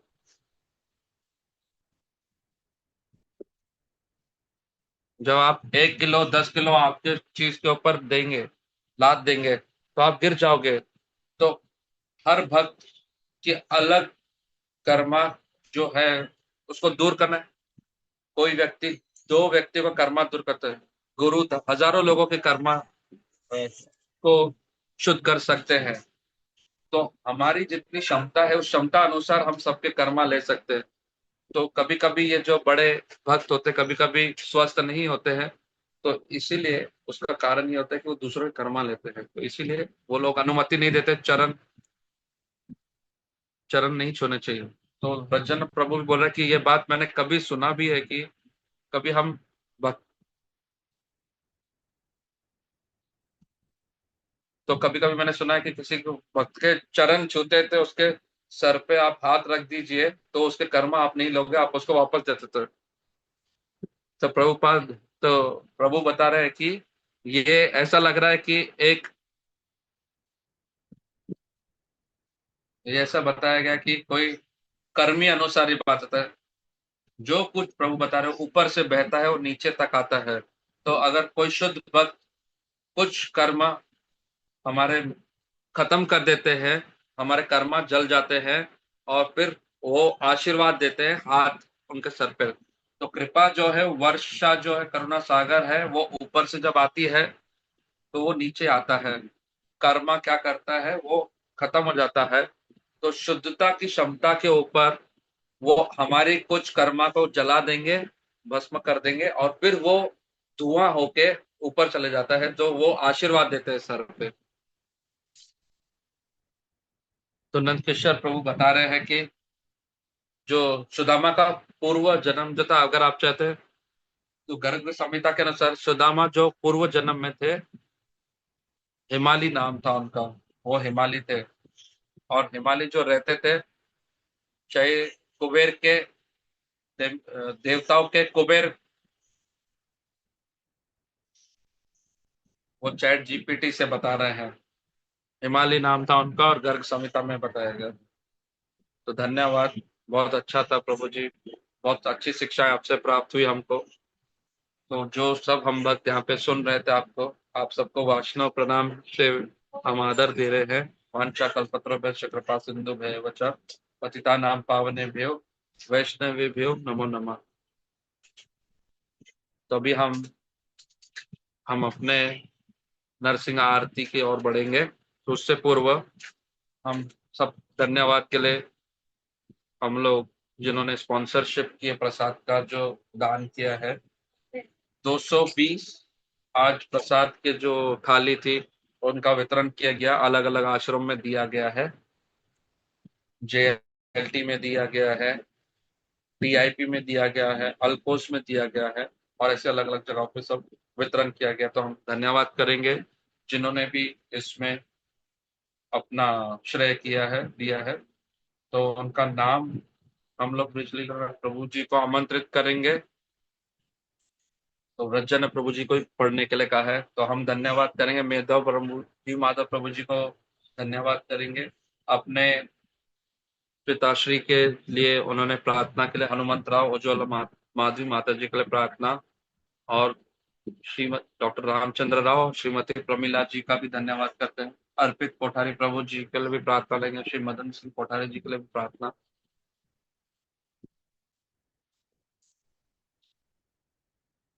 हम लोग को धन्यवाद करना है। महेश गौर गोविंद प्रभु जी का भी धन्यवाद, गोविंदास जी के लिए प्रार्थना, क्योंकि वो प्रसादम दे रहे हैं पैक करके। और और जो हमारे हेमरूप गौर प्रभु जो है, जो वो सबको, आश्रम भक्तों को जाके ये दे के आते हैं। और ये जो भक्त जगत बंधु प्रभु है, जो डीआईपी में रहते हैं, ये दूसरी बार करामा में आए हैं, पूरा पार्सल लेके सब भक्तों को देने गए, अलकोष में देने, जेएलटी में देने गए, टीआईपी में भी देने गए। तो उनका भी हम धन्यवाद करेंगे कि बहुत लोग सेवा कर रहे हैं। और क्या, हरे कृष्ण। और हाँ, बहुत, नरसिंह आरती पर जाने से पूर्व जो भक्त हमारे प्रोग्राम से जुड़े हैं, वो बहुत सारे कार्यक्रम हमारे होते हैं, आप देख सकते हैं। अभी हम लोग इस स्क्रीन पे दिखाएंगे। आप ज्वाइन जुड़े इन इसमें हमारा क्यूआर कोड है, आप जुड़िए। अगर आप इससे जुड़ नहीं सकते हैं तो अगर हम लिंक भी देंगे, आपके व्हाट्सएप पे भी भेजेंगे, ग्रुप में भी डालेंगे, तो आपको ये मैसेज आता रहेगा कि कब क्या प्रोग्राम हो रहा है, सब आपको बताया जाएगा। इतने सुंदर प्रोग्राम होते हैं। और हर रोज सुबह हमारा नित्यम भागवत सेवा होता है, जो हर सुबह होता है। वो सुबह 3:55 से ब्रह्म मुहूर्त से शुरू होता है। और जो भक्त यहाँ पे दुबई में है, वो यहाँ पे आ सकते हैं, तो इसको जुड़ सकते हैं। हरे कृष्णा। तो ये प्रोग्राम से, कार्यक्रम से आप सब जुड़िए और आनंद में रहिए और भक्तों का संग लीजिए।